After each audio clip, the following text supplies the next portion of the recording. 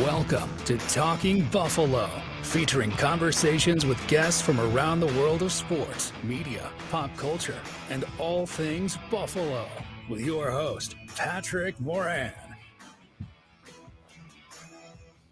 All right, what is going on, everybody? How you doing? Welcome to another episode of Talking Buffalo, part of the Blue Wire Network. I'm your host, Patrick Moran. Thank you for locking in, whether you're watching this right now live, actually, on video, or whether you're listening to this in podcast form sometime, hopefully Wednesday morning. Good to see you. I am joined by Aaron Quinn from Cover One, and it's kind of funny. We were talking for just a few minutes, Aaron, before I don't even want to say we started recording because we actually are streaming now at this point. But I have you on every week, but we usually do 9:30 a.m. Sessions here. So this is kind of weird. It's 10 o'clock at night here on a Tuesday night. If you're watching this, again, people will be listening on Wednesday, but it's late, dude. We're old, man. This is is new for us anyway. I'm not up this late doing this kind of stuff unless it's primetime football, post-game shows. That's about it. Other than that, dude, I was saying to you, this is bedtime. I'm reading usually right around now, trying to get some sleep. But I appreciate you. I appreciate you having me on regularly. And this is a big week. It really is. I know it's been slow to start here up to this point. I'm hoping I have that Greg Thompson curse here where I'm sitting with you live and something big happens while I'm doing the Talking Buffalo show with you. So we'll see. I'm going to keep scrolling Twitter. I got NFL Network on here in the background. So we'll try to keep listeners here as up to date in case Bean's working overnight here for anybody that's listening to this tomorrow. I was going to say, too, for people who don't know what Aaron's talking about, it was 3 years ago. Your partner from Cover One, Greg Thompson, was on the show, and we were recording, and like quite literally about halfway through the recording, the Bills announced that Stephon Diggs was traded to Buffalo. No. And it was exciting. It was something that's not expected. Franchise changing. And you know how it is, Aaron, where before free agency, you're evaluating lots of receivers and running backs and offensive linemen or so on and so forth. Trades kind of come out of nowhere, and you don't usually see them coming. I mean, some you do, but for the most part, you don't. So that's Stephon Diggs, especially Greg, his reaction in real time was it was something else. But yeah, that was a lot of fun. We'll see. I mean, it is 10 o'clock. And by the way, thank you, because again, you put aside an hour or so each week for me to do this show with you. And I asked you to tape late tonight because this is day and night 2 of NFL legal tampering. And I knew if we taped something early in the morning, by the time people listen to this on Wednesday morning, it would be completely outdated. We would have missed some stuff ourselves. Yeah. And there's a lot of stuff to get to. By the way, so again, for people who are listening to this on Wednesday in podcast form, I'm actually going to be on an airplane. I'm headed to Florida. It's my turn now for vacation. You just had yours in Hawaii, and I'm going to get away for like 5 days and go to Florida and get some sun and get a little sunshine, a little relaxation a little bit. So yeah, man, I'm looking forward to it. There will still be, I'm bringing my podcast gear, so I'm still doing a show on Friday. I think it might be audio only. Not sure who it's going to be with. Hopefully not. I've already had Joe from Queens on. I don't know if I can deal with him twice in a week, man. Your boy. Come on. He's probably got some good stuff to add about some free agency moves. I feel like he's got a level head about that stuff. He does. Whether he's right or wrong, he's not afraid to have a take. I've always given him, credit for that. Pretty honest guy, when it comes to that stuff. Anyway, like I said, I tweeted about an hour or so before we went live here that something was going to happen on this show. I predicted that. It still might, because we're just minutes in here, but something did happen just about an hour before the show started. Stephon Diggs did a restructure with the Bills, and that's the wrong update there. I'll get to that in a second with Tyler Dunn. But anyway, Stephon Diggs has a contract restructure. What a great picture of him. Yeah, there really is. He's got so much swag. Anyway, $5.4 million in cap space for 2023. Does two things to me. Obviously, it's going to give you some more cap room to operate. And, what's a matter like 20? Guessing. Yep, as of right now. Somewhere around that. And also, I think, and let me get your take on this too. Does this put to bed Stephon Diggs trade talk, and obviously not just for this year, but now next year. Because now when you looked at spot rack numbers, like his dead cap hit, if the Bills were to trade him next year, is well over $30 million.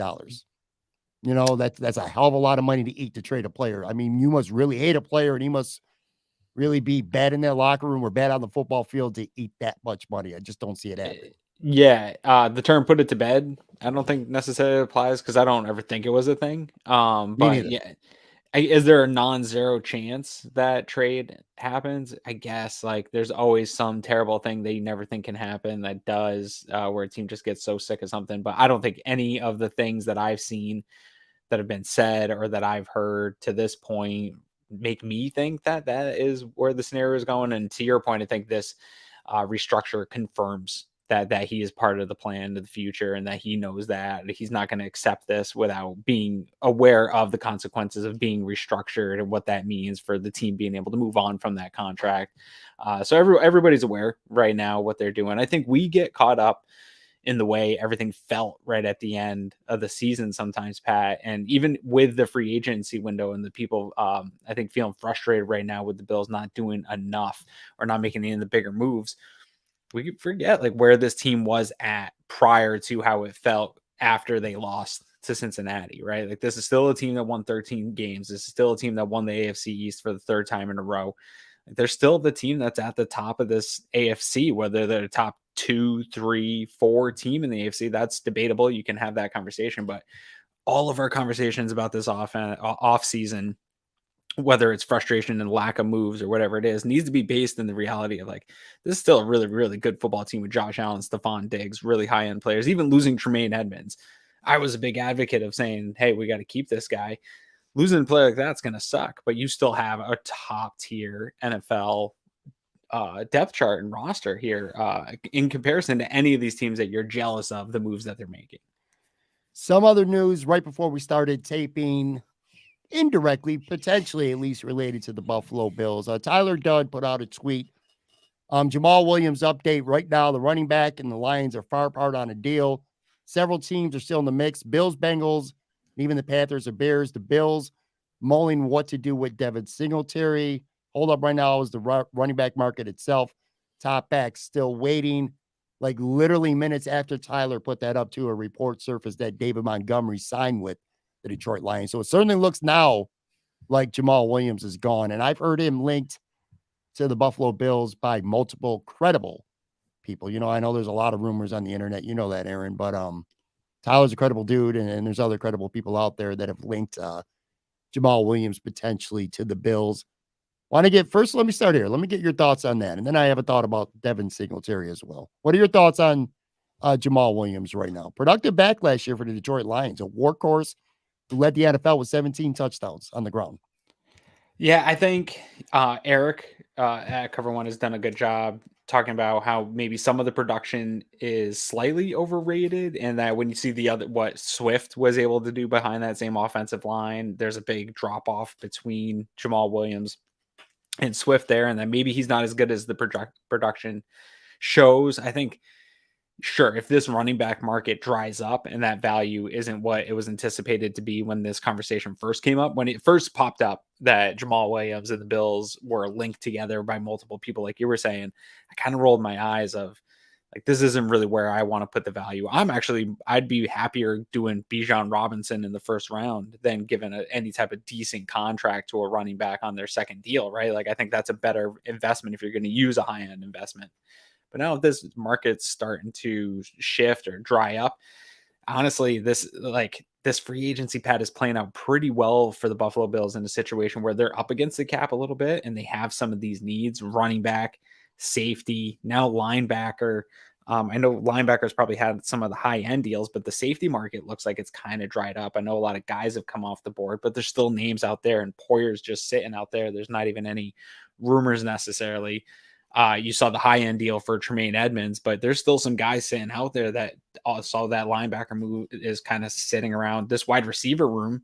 Bills Mafia was big on this wide receiver free agency, trying to get one of these guys. That's also going to shake out where you're probably going to be able to get a deal here. I think the running back room is going to be similar. If it's Jamal Williams on a really good deal, to get back and answer your question here, Sure, I want a power back. I want somebody that's a little bit different. What I don't want is to invest in a running back in this free agency that's going to take touches away from James Cook or Nyheim Hines. I want it really specifically for short yardage, red zone work. So if he's going to come in and be that guy on a cheap deal, sure, cool. He seems like a cool guy. He seems like he can be productive in that role, but it depends where that market is. When this conversation first started, I don't want any part of him at that. If it's down here in this market, it's a dried out market, I'm cool with that. The Devin Singletary stuff, I don't know if we've talked about it before or not, but I've definitely talked about it with Greg. I love Singletary. I would love to have him back on this team or that type of productive player. I don't know how you're able to take him and have a conversation with him, bring him back and say, hey, Devin, you're going to be running back 3. You're going to just have to be cool with that, because that's all I'm comfortable bringing him back at, or a player like that back at. And I just don't know. I think it's time for him as a player to maybe move on and find a role for a team somewhere in the NFL, versus where he's kind of been the guy, even though it wasn't his job. He was always kind of 1A his whole time here, no matter what. And so I think to move him down to running back 3 would be a slap in the face. And I don't know if you want to have that conversation or have him here, if he wants to even do that. But I don't really want to bring him back in that role that he's been in with the Bills. David Montgomery got 3 years, 18 million. So $6 million a year with the Detroit Lions. You look at some of the running backs out there. Okay. Let me run off a couple of them besides Jamal Williams, who I do like a lot. I think he would be a really good fit for this football team and what they're trying to do. And we've restructured Hines, right? Yes. We've restructured Hines. Yes. Yep. So I still think that he'll have more of a role. I'm talking about Hines here in pass catching. Obviously, he's a key special teams player as well, kick returner. I don't know how much of a run. Put it this way: if he's a second running back, that means Cook is your feature back. Are you comfortable with Cook as a feature back? Now, I like him a lot. And you remember last year how high I was on Buffalo drafted him. I was through the moon when they picked him. But I kind of envision him having the role that a lot of people want Nyheim Hines to have right now with this team. I mean, even he was never a bell cow running back, and I know you're not a fan of that term, but even in college, he didn't carry the ball all that much. Yeah. What are your thoughts on that, man? When it comes to Cook right now, potentially being a number 1, let's just say the Bills really don't do anything. Let's just say they had a third running back late in the draft or an undrafted free agent or something like that. And now you're going into the season with Cook and Nyheim Hines. They won't do that. I promise that will not be the scenario. They'll add somebody here. The way that market is and the amount of guys that are out there, somebody that has been on their pro personnel radar is going to get there. I mean, first of all, they got to fill this team for camp, right? They're going to have to get 90 bodies on this team for camp. So those guys are going to get signed that they don't even necessarily have intention on keeping, but they're going to fill this some way before the draft. And I won't be shocked if they also address this in the draft late and try to hit on a guy to kind of funnel in some youth here. But when it comes to the running back position, I just think they will address it to a level that running back 3 is what matters. And your point of, can Cook be kind of the main guy? I don't know that they need a main guy, but I think he can do all the stuff that you need out of your main threat at the running back position in the NFL. And that was my concern when you guys, people like yourself, our producer, Chris Kepner, and the people that were really excited about this draft pick, I saw a player that looked like too specialized of a role for where he was picked, and thinking like, man, if this is just like a swing, he's just going to catch swing passes and be lined up wide and go on, vertical routes and stuff like that, and just try to, be a one-trick pony. That's not going to work in the NFL. As we saw him sort of progress throughout the season, and really even early on, you saw more patience in his run game, more ability to actually run with some strength. Like there was a number of times where I saw him move in piles. Like I think this kid has more of his brother's style to him than he got credit for coming out. He's not his brother, and he's not going to be that kind of guy, but I do think he can carry more of a workload than he has. I don't know that he'll ever be a 20 touch guy like that. That doesn't exist in my opinion anymore, but I do think he could be the number 1A with Hines being 1B and rotating that with a guy, whoever it is, that's going to be a shorter yardage red zone type back that can come in and give you that difference and maybe spell a game or two if one of these guys gets nicked up. It's always when we do this type of show, we're taping this late on Tuesday night. And again, things are moving so fast that, 2 days, even 2, 3 days from now, things are going to play out the way they're going to play out. But I look at somebody like Jamal Williams, and the reason why I think the Bills, maybe they don't sign somebody like him is that I think there's a couple teams that really want him. I'm be stunned if the Bengals aren't in the plate for him in a big way because of what they're losing right now. But you look at these running backs, and I'm getting to a point here. I think by being patient, there's some pretty good running backs out there that the Bills will be able to get on the cheap because the market's going to dry up in that position as well. But let me throw out a couple of names for you. Yeah, let's do it. Miles Sanders is out there right now. Leonard Fournette, Kareem Hunt, Damian Harris, Madison from Minnesota, and Jamal Williams. Those are just some. Devonta Foreman. Let me ask you, Casey wanted to know, Kareem Hunt, and again, we're streaming this. Thoughts, a solid compliment to Cook. What are your thoughts on that? Do you think schematically Kareem Hunt would be a good fit right now with what the Bills are trying to do?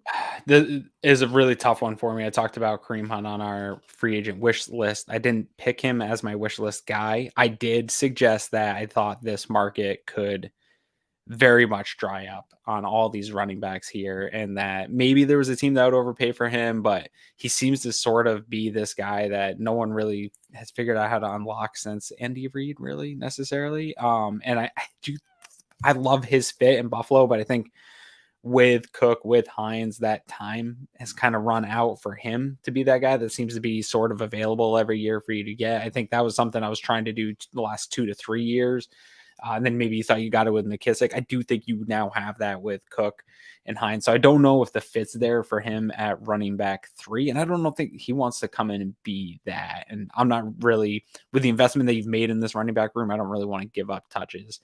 Donta Foreman would be a guy from Carolina, 26 years old, that I would be looking at. I think he gives you the size, and maybe he would push to be that running back 2 a little bit more. And what's an idea contract, Aaron? I'm sorry to cut you off, but what's an idea contract for you? Now you're talking about what you think the role for a Bills running back who comes in, what it would be based on that. Like, what would be a reasonable contract for you?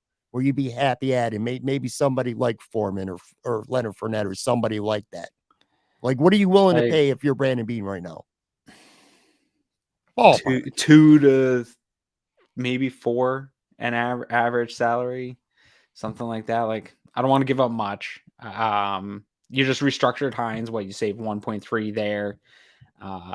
You're not paying Cook a ton. I don't know. I could get to like 4 million average, 2-3 year deal. Maybe backloaded a little bit for one of these guys, but I don't want to pay a lot. If you're going to pay, I think you can always find somebody in the draft to sort of develop. Every other team seems to be able to do it. The Bills should also be able to. Yeah.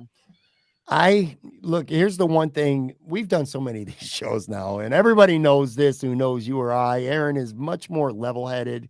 I don't think you get too high when the Bills are playing well, and I don't think you get too low when they're playing bad. I am the polar opposite, man. I'm a knee-jerk reactor. It's the sky's falling when it's bad. I'm on top of the world when things are going good. It's just, for the most part, the way I'm built. But through my conversations with you all these weeks that we've done this show, I've kind of patterned a little bit, at least myself, more after you, where I don't really let my emotions get the best of me too much when discussing the team. At least not on this show anyway. I'm going to hold you to that, yeah.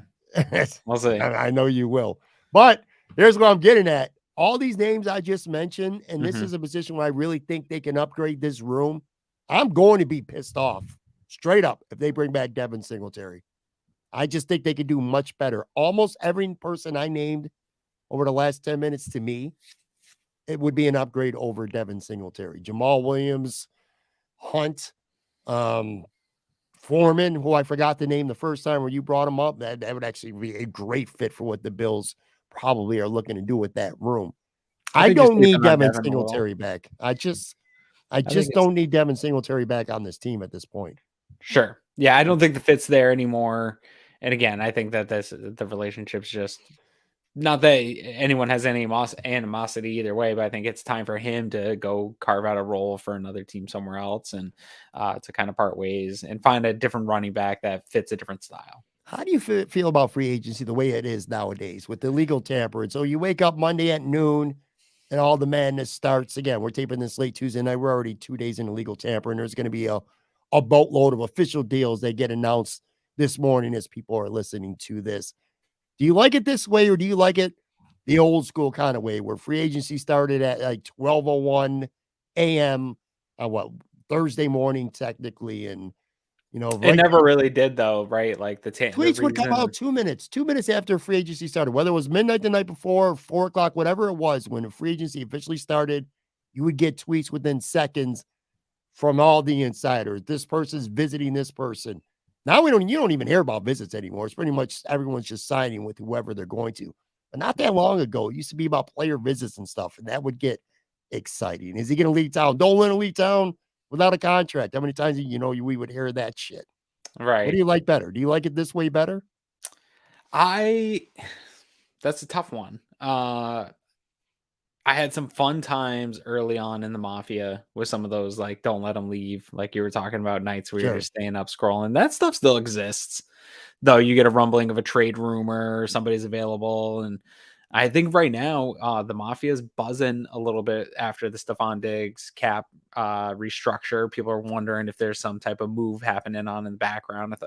Maybe not as excited as some of the past ones that you're talking about here.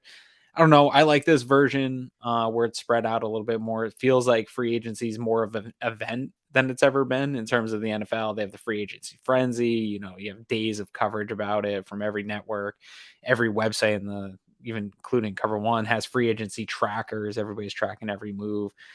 The NFL, I think, has really figured out more than anyone how to capitalize every moment of their calendar year and make it an event that everybody tunes into and has their eyes on and is paying attention to. And free agency is no different. I think they've, just like the draft, the draft just used to be 2 days on the weekend. Now it's a 3-day event. I think they have done the same thing with free agency now, where it takes up an entire week of coverage in sports. No matter what is going on, NFL free agency reigns supreme on any sports network right now.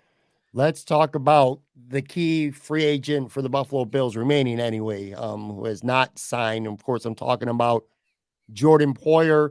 Again, as we're taping this at roughly 10:30 p.m. on Tuesday night, Jordan Poyer has not found a home yet.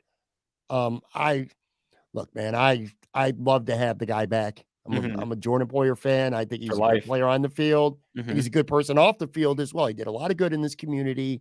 Yep. I got nothing but love. I think the injuries, I kind of give him the benefit of the doubt a little bit. I know the age matters, but I still feel like all the injuries was a little bit of an anomaly based on how it's been in his career leading up to that. I'd love to have him back. I think he's a great fit. I think he's a great football player. Yep. I still feel, though, that he's going to be gone. I don't know where, though, because at least there's some places where it seems like either the money or if not the money, the need has kind of dried up in these first 36 to 48 hours of legal tampering. Right now, you look at Jordan Poyer. I don't have to ask you if you'd like him back, because I know you would. I would love him. Most Bills fans would, of course. Again, a big asset on and off the field to Buffalo. But what are the chances right now? I mean, I feel like they were there. If I asked you this last week, you would say they were probably 5%. Like, where would you put it at right now as we're taping this? And again, this might be a moot point by the time people are listening to this sometime on Wednesday. But do you feel like the chances have increased, or do you feel like he's at a point now where he has basically made his peace that he is going to leave Buffalo, and even if it takes a handful of days to find a fit in a reasonable contract somewhere else, he's still going to walk?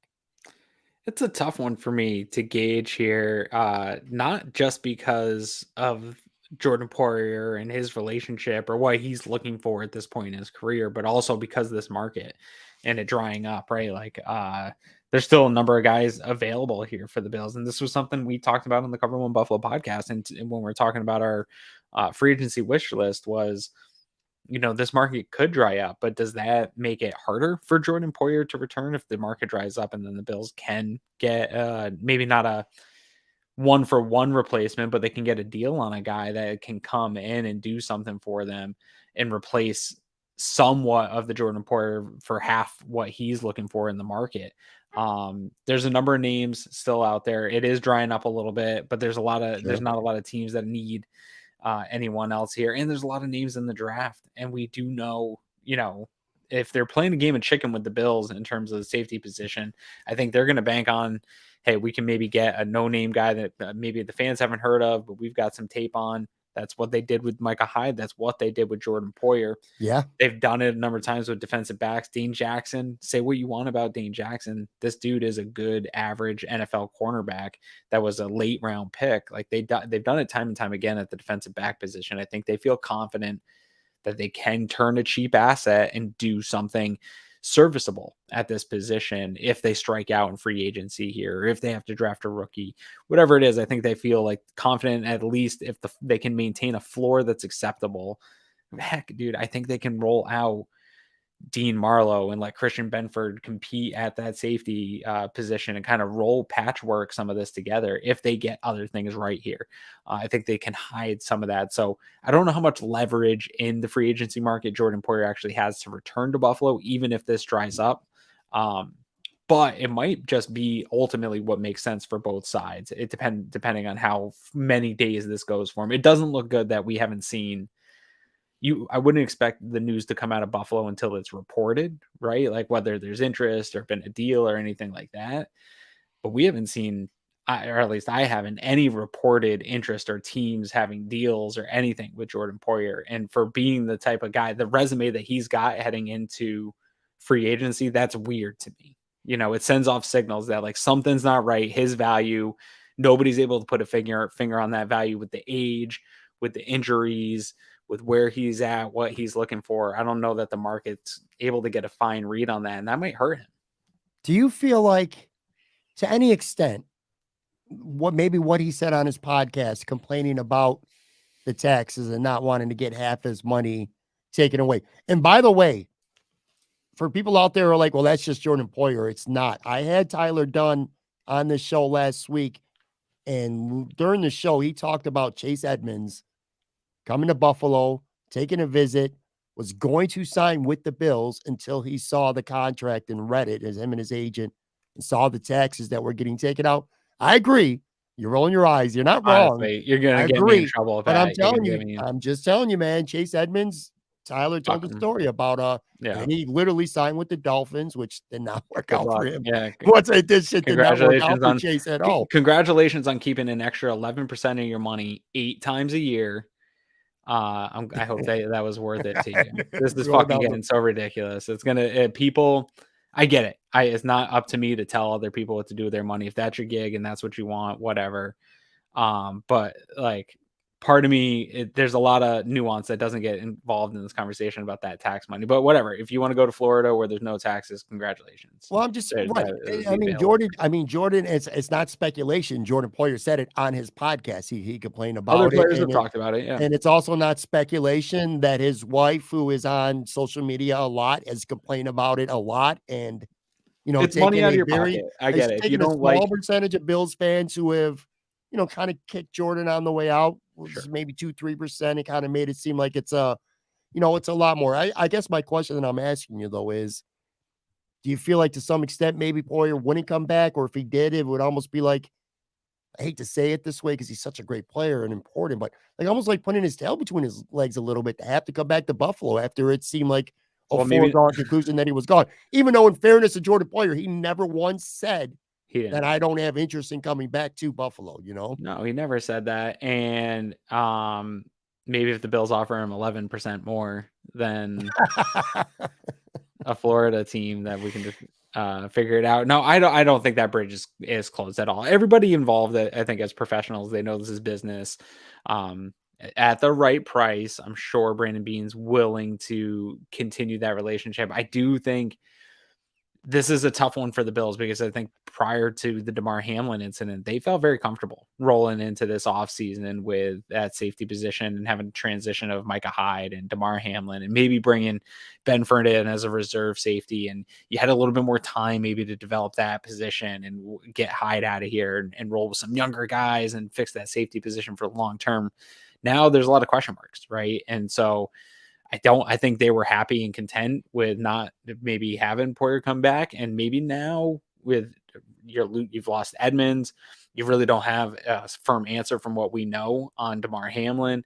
You got Cam Lewis back. You've tried that experiment. It hasn't gone well. Maybe you're trying an experiment with Benford. Like maybe Poyer has some more leverage out of the Bills than I'm admitting here, and that there is a path to bringing him back. And they're opening up some money, and that these markets, like you said, you keep saying, are drying out. So they might be able to get a guy back that we didn't think that was possible. Yeah, for sure. And look, I mean, a couple teams that he was linked to, like the Raiders, they got Marcus Epps, and Donovan Yep. Wilson went back to Dallas. But then you look at teams like Cincinnati, they lost 2 safeties. I mean, I would assume that they're in the mix. By the way, if you're watching this live stream, I'm actually doing some idiot Dolphin fans a solid right now and putting up their trolls right now, talking about Poyer doesn't want to come back to Buffalo or whatever. Anyway, we'll see how he plays out. But the big news, I guess, the most polarizing player through this whole process has definitely been Jermaine Edmonds. He goes to Chicago, big contract, 4 years, $72 million. I believe 52 million of that is guaranteed. I think he's getting like $42 million doing the first 2 years. What are your thoughts on that? I know what your thoughts on him as a player were. It's a loss. There's no way around it. He was a good football player. It was a loss. From the Bills aspect, it's tough to pay that much money when you're paying Matt Milano a lot of money as well. But it also feels like an L, Aaron, in some ways, because you trade up for a guy, you draft him in the first round, he becomes the quarterback of your defense, you develop him, he becomes the type of player that you hope he's going to be. And then when he gets second contract time, he walks. That's tough. Yeah, this one feels tough for me to process. This was my number 2 priority to protecting Josh Allen. It was, re-signing Tremaine Edmonds was my number 1. Hey, this is what we got to get done before the draft type thing. It's really tough for me to process because it does leave a big hole. And if Jordan Poyer's gone, that's a pretty big hole in the back half of your defense, right in the middle. And then a lot of people want to trade Ed Oliver, and that feels just like a gaping hole through the middle of your defense. And you're going to deal with the transition, whether people like it or not. It's going to be a transition period for the defense anyway, coming off of Leslie Frazier being your play caller and being your primary guy that's getting the philosophy for game plans.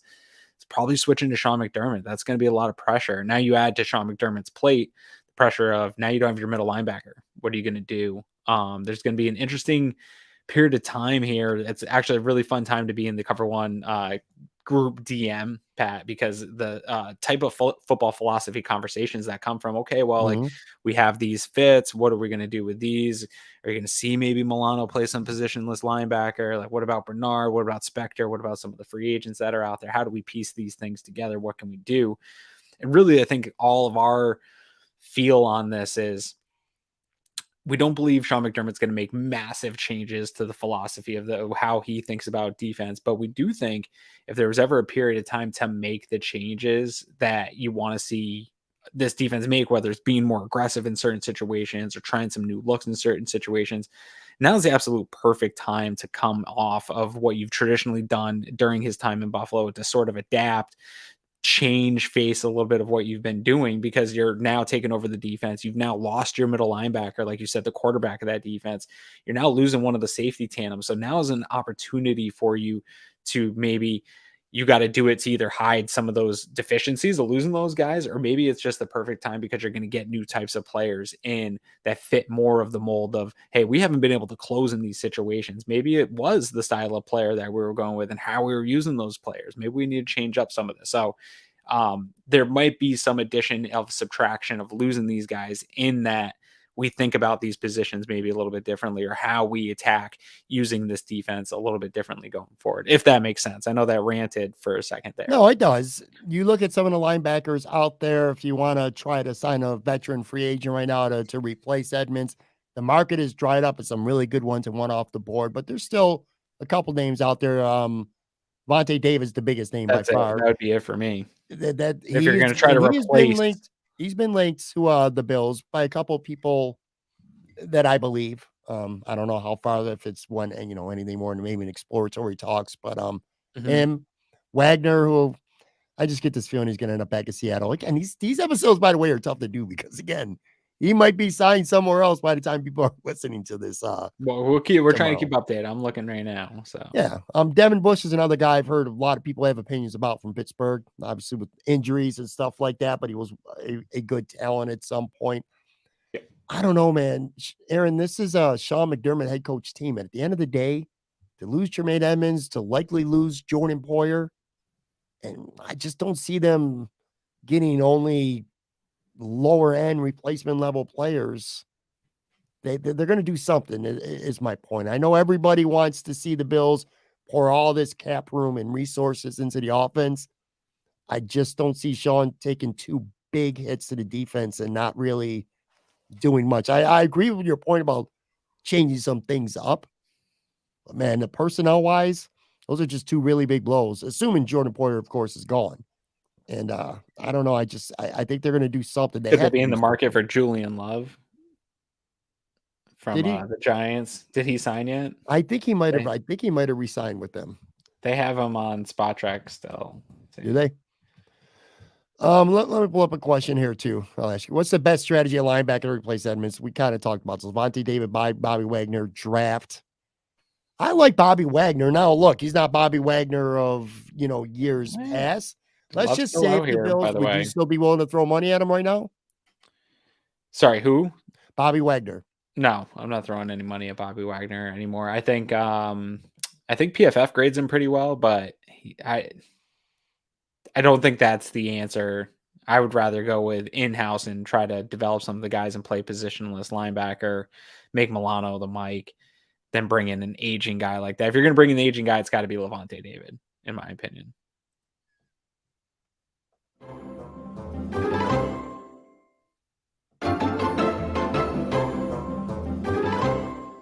All right, I'm back with Aaron Quinn here. Let's talk about the other side of the ball for a couple of minutes. The Bills have made one outside signing so far, a guard formerly of the Dallas Cowboys. Kind of talked about him with Joe on the show a little bit, but I know that you would know a lot more about him. Connor McGovern, of course, I'm talking about. What were your thoughts on him? He kind of fits the profile, I think, anyway, of what the Bills have looked like on offensive line over the last few years.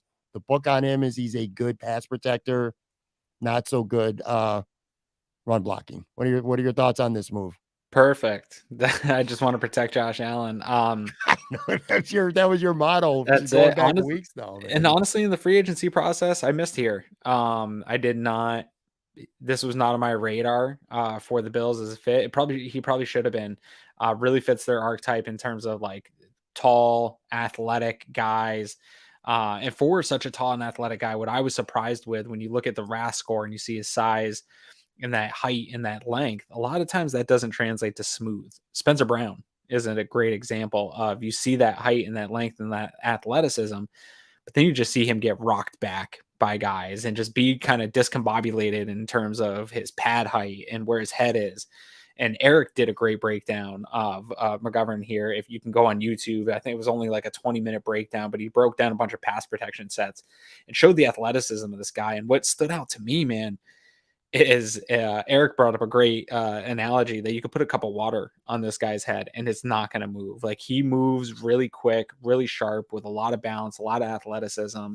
I think it will be a good fit. I don't think he'll stand out. I don't think he's going to be a top guard, but I do believe that he has the ability to be an upgrade at that position right away, come in, be a starter, and provide you better pass protection than you had from Josh Allen, or for Josh Allen in this past year on the interior offensive line. And this is huge for the Buffalo Bills if that renders true. Again, Eric showed a number of highlights where he was just anchoring in, recovering. He would get beat on the first part of the rep and then he would anchor in and recover. You just didn't see that consistently from the Bills interior line. And that was where a lot of the problems in pass rush happened for Buffalo. So I do think this is a really nice sneaky signing. Actually shows that we have gone on here for almost 30 minutes before even talking about it. We probably, I think in a couple of years, we might look back and be like, we probably should have talked about that sooner in the episode. Like, this could be the type of signing which Bean has been trying to hit on, which is sort of, hey, we want to hit on a mid-tier starter that's really going to do a solid job for us in helping us build this offensive line. I don't think they want to pay top dollar across their offensive line. And so this was one it probably lined up where I should have had more eyes on him in free agency, and I didn't. I think it's going to be a sneaky, nice move from Brandon Bean here this offseason for people that are upset. It's never sexy to get guards, but it's definitely not sexy when you don't get one that's on anybody's top 10 list. I always like when you go get somebody on day one of tampering, I mean, you definitely wanted him. You know what I mean? He's not somebody you kind of fell in your lap. The Bills went out, they identified someone that they liked, and clearly they went out and got him because they sent him on a Monday. By the way, tongue-in-cheek comment here, but I said, I want to love anything more than the Bills love signing special teams players. Resigning their own. Every single year without fail. And it's not necessarily a criticism because they go on and they do plenty. It's not like this is a team that sits back and does nothing every year, but it always starts with the special teams guys, man. Yeah. Always, always, always. What's your sense of special teams are what they are? All right. You know, we know why they re-signed them. I do feel bad though for Cam Lewis. You know, Bill's social media director, wherever you are, putting out these tweets, might want to wait a little bit. Like, I don't know if you were paying attention on Monday, but so Jermaine Edmonds goes to Chicago. Yeah. And literally about 3 minutes later, the Bills put out a tweet that they re-signed Cam Lewis for 1 year. The mentions were not pretty.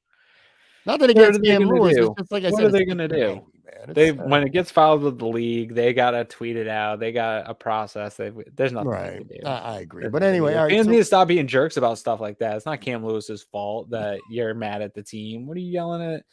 The social media intern that's got to read all that stuff. What are you yelling at them for? I've never understood that, dude. Pat, I can't tell you how many times people will be like, I'll have a good idea, and they'll be like, I hope the Buffalo Bills are reading this and tag them. Like, dude, what do you, Jessica in the social media department isn't like paging Brandon Beane at 4 o'clock in the morning and be like, you see Aaron Quinn's 716's tweet about this move everyone thinks you should make. Like, that's not the people that think this works like that. It blows my mind, Pat. Anyways, continue. No, that's a good rant. So we're going to wake up again. People are going to listen to this on Wednesday. We kind of know where the Bills are cap-wise at this point. There's still a couple things they could do. I mean, Trey White's in play, Deion Dawkins, if they need to find some more money, there's things they can do. They can restructure. There's lots of things they can still do. They can cut a couple players if they need to. We're here on Wednesday. Free agency is now officially started.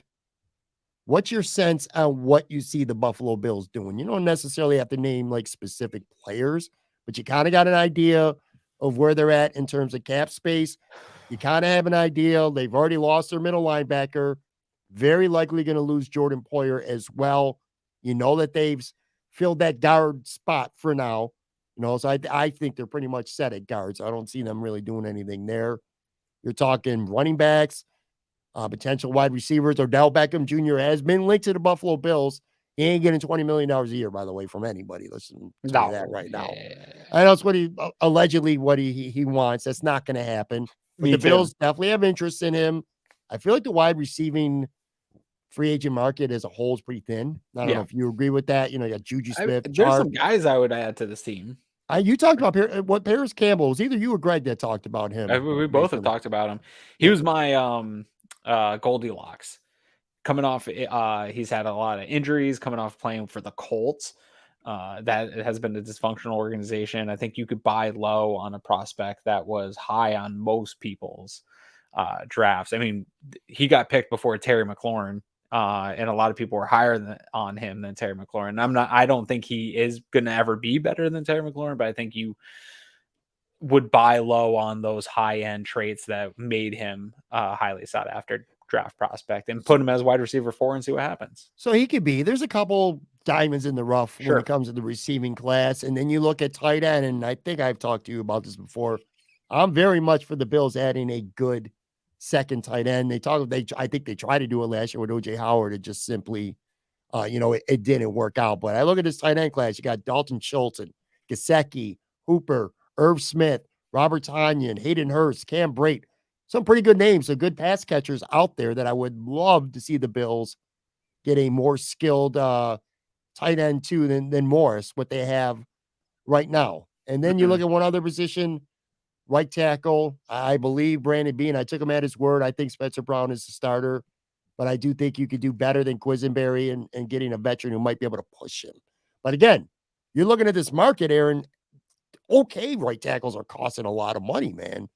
So anyway, you look at the cap situation and you look at these needs and some of these players and positions. What do you kind of foresee happening starting today and over the next handful of days or a couple of weeks? I think A little bit. I have nothing to back this up. I think a little bit Sean McDermott is frustrated that he lost both Leslie Frazier and Tremaine Edmonds over the last whatever amount of weeks here. I don't think the Bills, I know a lot of Bills fans are celebrating that those two things happen. There's a section of the fan base that wanted both those things to happen, and definitely I hate that. Both individually that wanted some of that to happen. So you're getting your wish now, but I don't believe that is what one Bills drive was anticipating going into this offseason, or they definitely weren't hoping for it. I think they knew it was a possibility and a reality. So in my opinion, I think they are going to attack this linebacker position for the year.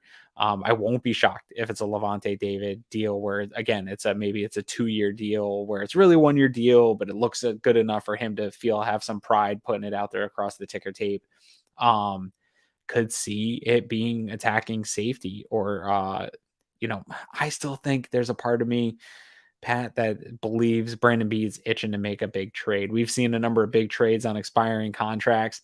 Maybe some of this money that he's moving around is to land a Jerry Jeudy type of thing that we've heard some guys on the move where he just has an opportunity to backfill some talent. And we know that he has a tough time not being aggressive. He says every year he's not going to do it. And then every year he does something where it's like, holy shit, where'd he pull that one out of? And the NFL's different now with trades. It used to never be trades. Now there's trades all the time. I love it. We've seen a ton of them. And so it makes you really open up and go through Spot Track and look at, okay, so everyone that's got an expiring deal, let's go look through them. And there's a bunch of dudes. And so I think primarily, if I had to guess, I do think they're going to prioritize the middle of that defense, trying to get something done there to fill that hole, so that they don't necessarily have to use that first pick on filling a starting hole on the defensive side of the ball. I think they want to go into the draft not having to fill starters on the defensive side specifically. So I do expect it to be where they're clearing up the cap and targeting is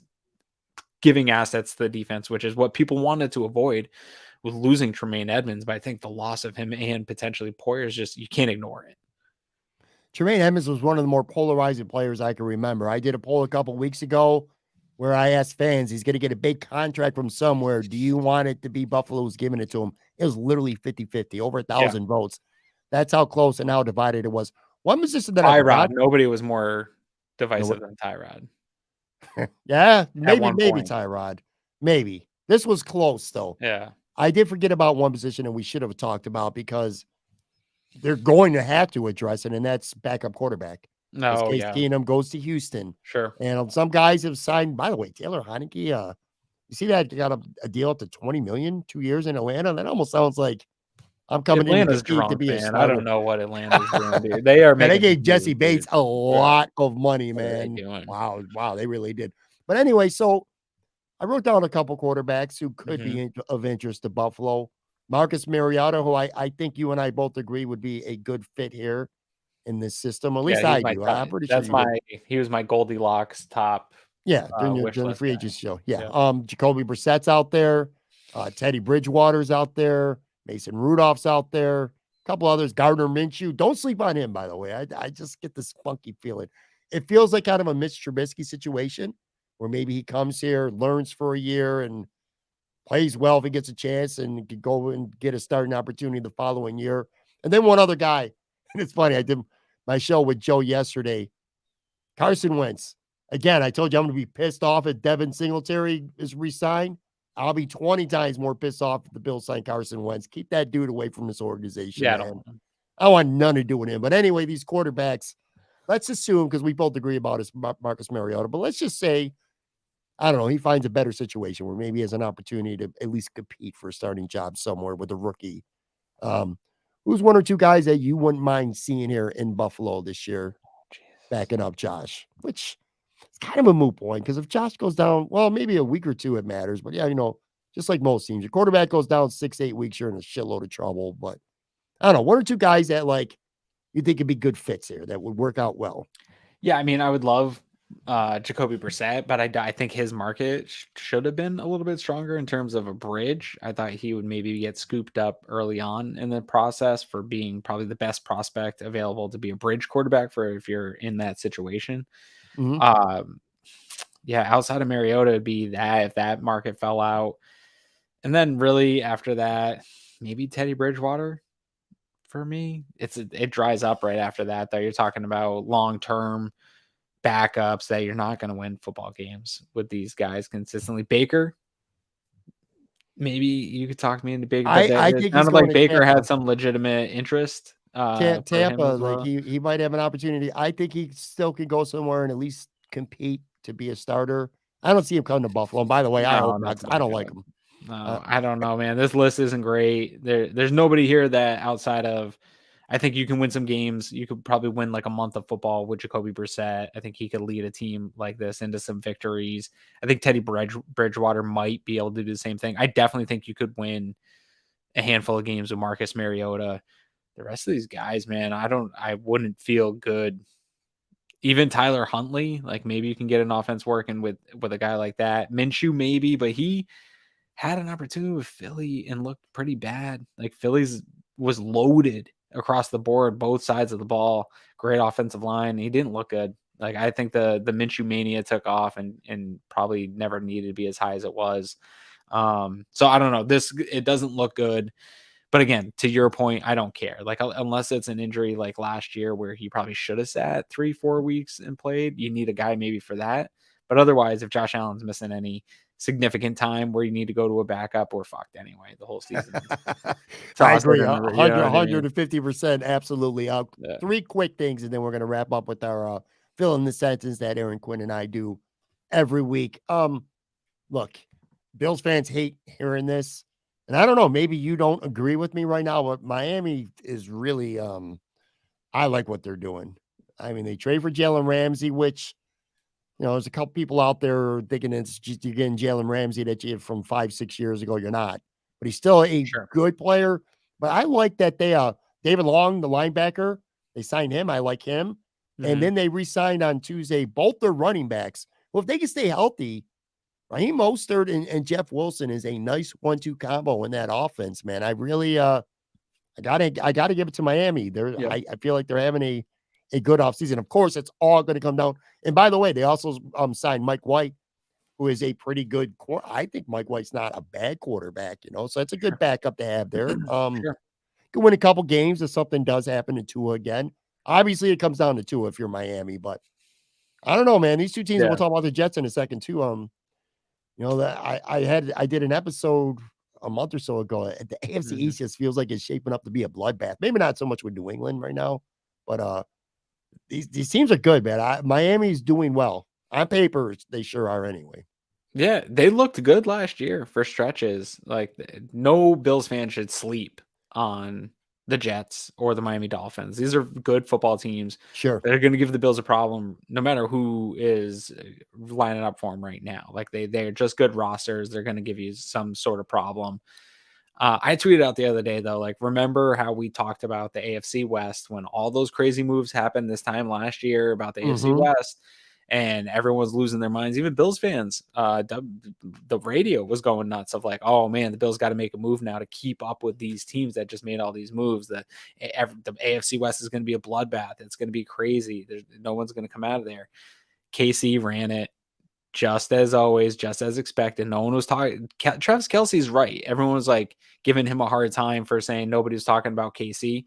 Obviously, people started talking about him as they got hot again, but early in that offseason last year, everyone got hot on every other team in that AFC West, and people were sleeping on KC for losing Tyreek Hill, for losing a bunch of stuff. They weren't going to be able to maintain the success they had. The Bills sort of feel like, you know, in this culture of recency bias where every Super Bowl halftime show is the greatest Super Bowl halftime show. Everything that we see last is exactly how it was and how it is. I think that people are still down on the Bills, but they're not going to be like Aaron Rodgers can come to the Jets and the Bills are still going to be the best team in the conference, in the division, until they're not. Like the Bills have won it 3 times in a row. They've dominated this division 3 times in a row. Like, yeah, sure, you can get a really good quarterback and have a good roster and field a good team, but you got to come out here and take that from us, in my opinion. And until you do, that's that. Speaking of the dirtbag, the piece of shit, Aaron Rodgers. I'm not saying that because he's going to the Jets. I have hated this guy for years. I think he's a horrible person. He holds that Green Bay fan base hostage and that organization year after year. Anyway, of course, now it's again Wednesday. 1 p.m. He's going to be on the Pat McAfee show. I'm sure you probably thinking the same thing I and most people do, that it's probably where he's going to announce that he's going to play for the Jets. You I don't think so? No, I think he's going to kick everyone around for the rest of the week. No, I think he's going to get on there. Well, he's going there ultimately. You don't think he's going to do it on the Pat McAfee show? Which again, if you're hearing this after 1 o'clock, it's too late. But. Yeah, if it's going to get out before the end of the week, maybe he'll control it and do it here. My immediate reaction was, everyone's going to tune in and he's going to do some condescending attitude bullshit where it's like, I'm a victim of the media and everybody's making a bigger deal than they have to. And this is what's really going on. And I'm just taking my time. This is a real big decision for me and my and he'll play a victim and kind of be condescending and just drag it on a little bit longer here. He's ultimately going there though. He's ultimately going there. They signed Alan Lazard. They signed Lazard today too. Kumro's probably heading there. Oh, Kumro's definitely going to be going to the Jets. There's no question about it. Look, I agree with you too. I still say, and it's only March, but I still say the Bills are still the team to beat. But if you are these teams, you have confidence now. If you're Miami, Jets fans and Miami fans should feel good.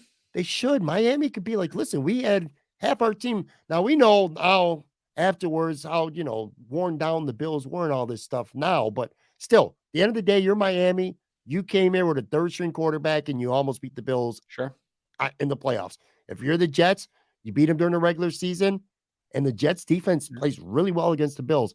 And now, look, Aaron Rodgers ain't MVP Aaron Rodgers anymore, but he's still a hell of a lot better than Mike White or Zach Wilson. You know what I'm saying? So, if you're these teams, you got confidence, man. And the Bills looked wounded the last time I saw them to the point of recency bias and how we view these things. Sure. I don't blame these teams for feeling like there's blood in the water and that there's an opportunity to strike.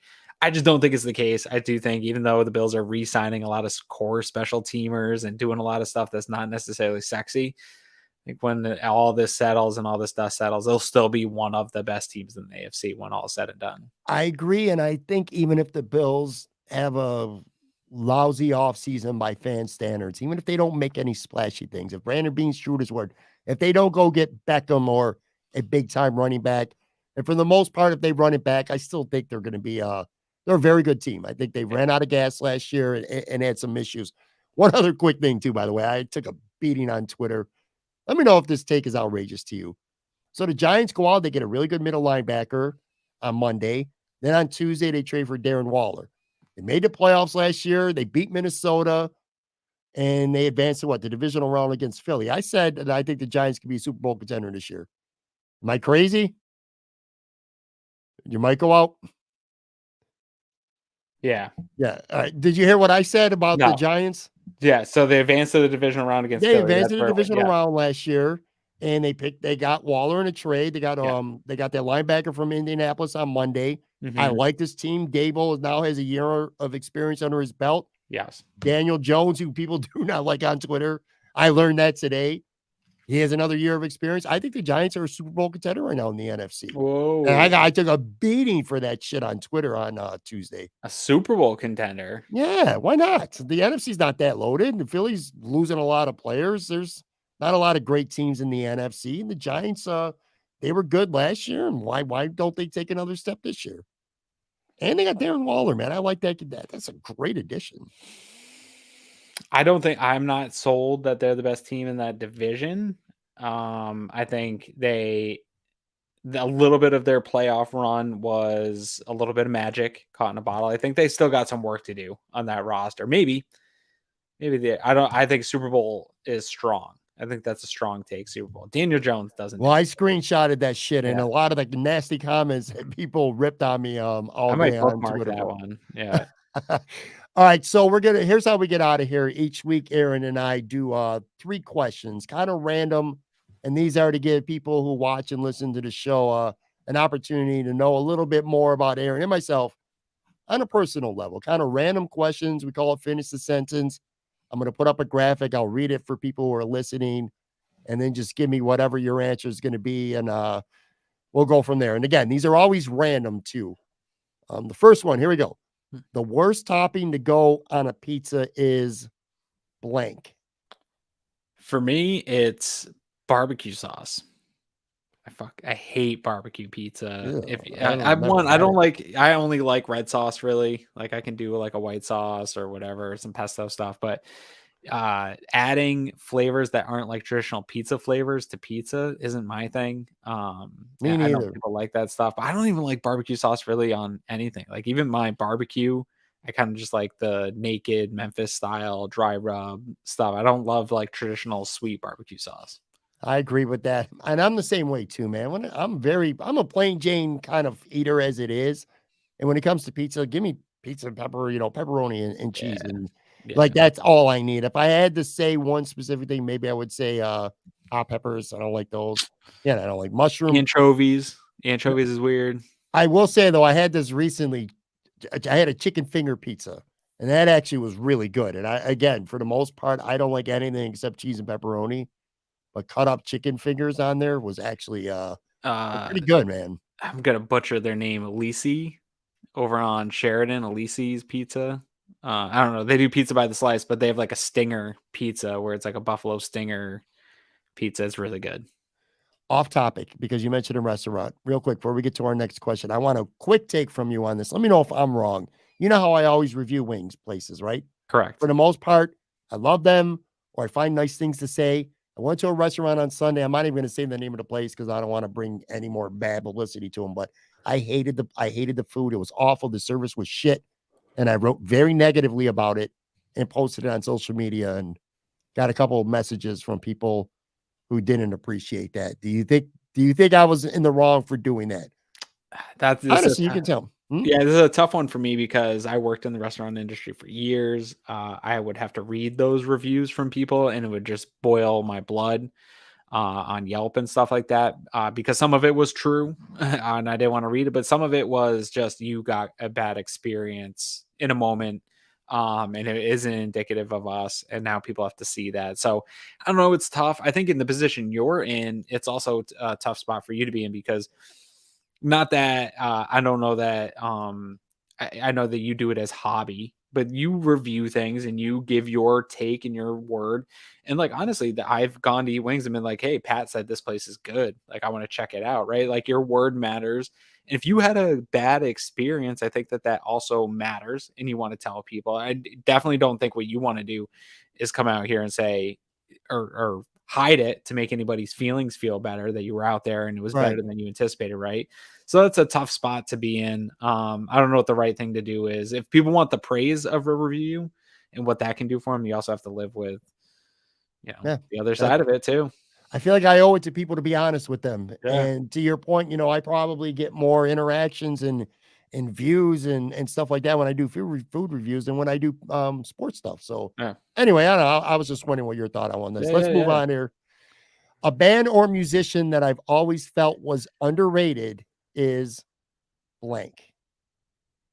It's kind of tough, man, because there's a lot of them. This is a tough one. And I'm going to give you a little bit of a hard time. We're going a little last minute with some of these. Usually I have a night to like sleep on these questions. And today I didn't have it. Right. I got a bit of a coin flip here. I'm going to land on Bryan Adams. Just because I've had to defend him so many times in my life to people who are like, dude, this is so corny that you're even talking about how awesome he is.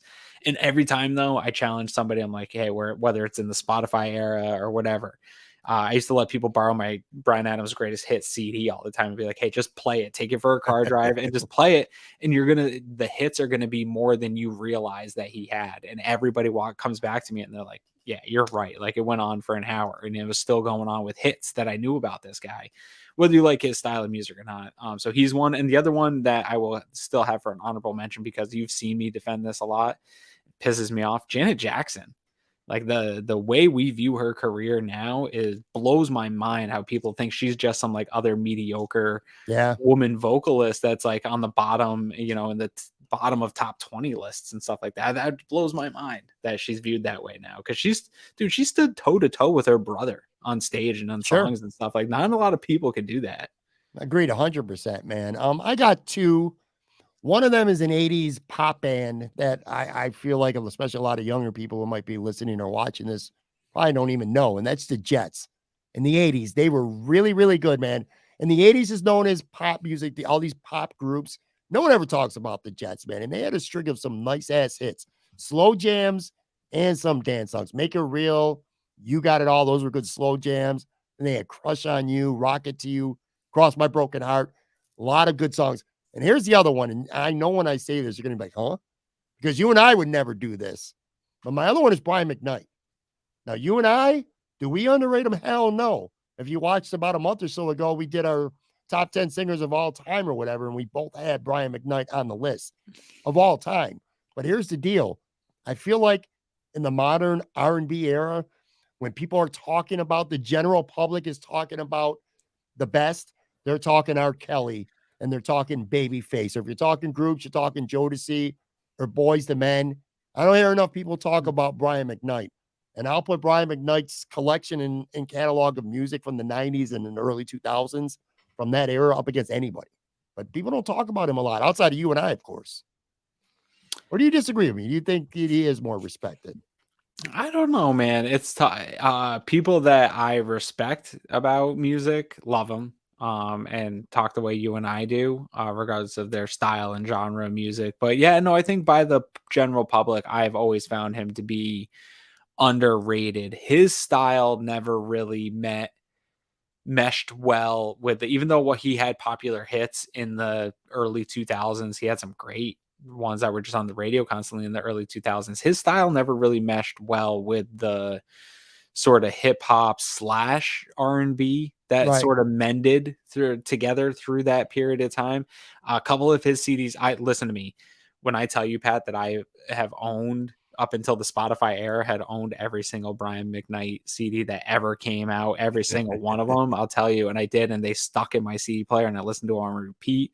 I know every one of this guy's songs. He tried to fit into some of those and some of his CDs, and it just wasn't necessarily a fit. And I think that hurt his overall sort of how he was viewed by the general public, because he never got in those like the P. Diddy and a hit with the Neptunes or something like that. Like everybody was trying to get like a dance club hit, and that's just not who he is. But if you want a real grown ass man love song to play to somebody, which again, that's not for everybody. And I think that one of my things I appreciate most about you is that you love a good ballad. You love a good love song. If you're into that genre at all, he needs to be right there in that top 5 for me. I'm probably more of a ballad guy actually than a fast jam guy. I've kind of been like that for whatever reason my whole life. All right, one more here, man. The worst physical pain I've ever experienced was blank. Dude, this is runaway easy. I had kidney stones a couple Never years had back. those.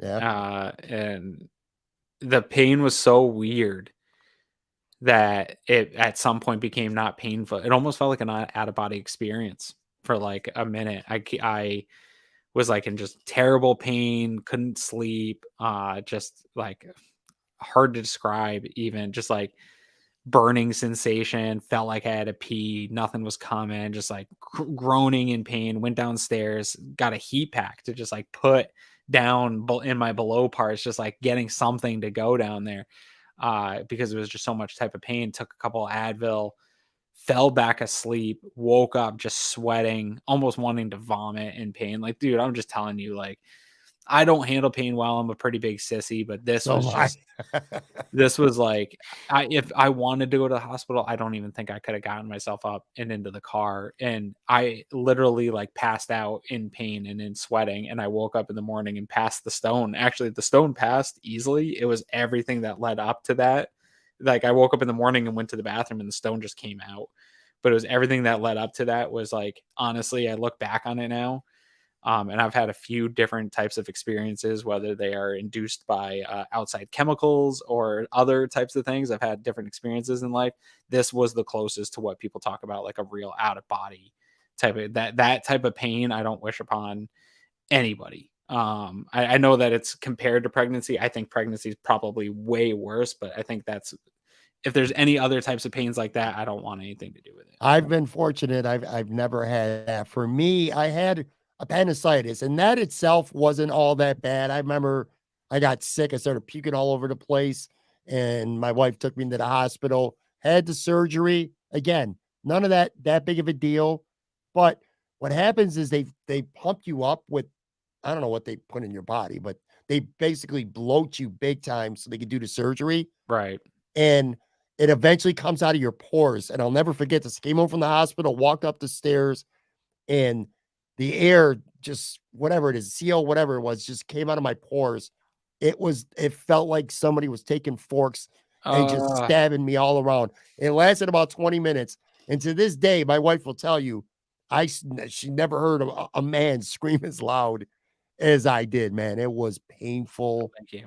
As all hell. But anyway, all right. Well, that was fun, and that's going to do it for this show. So again, we're dropping this on Wednesday morning podcast form. You and Greg going to be live Wednesday night? We're not. Greg is traveling. He's actually wasted right now. He's been text messaging me. He's drunk on a work trip in Disney. Nice. Living it up. So if you see him late night shit scrolling, give him some stuff. But no, we will be back at it Thursday evening. He's hopefully going to be back, and we're going to be doing a show then. So keep an eye out for us then. All right. So Thursday night, Cover One Buffalo podcast with Aaron Quinn and Greg Thompson. Make sure you follow Aaron on Twitter at Aaron Quinn 716. I will have a show from Florida on Friday. Again, not quite sure who the guest is going to be. And then, what's going to be cool is next week, Aaron and I will be on. And by next Tuesday, we'll be back in our normal Tuesday morning time slot. By that point, all these things that we're speculating on now, what the Bills might do, a linebacker or running back or backup quarterback stuff, we'll at least start to have some, if not all, clarity on that. But anyway, that'll be next week. Thanks again, Aaron. Always good to have you on, buddy. Appreciate you, buddy. Enjoy the vacation. Get some sunshine.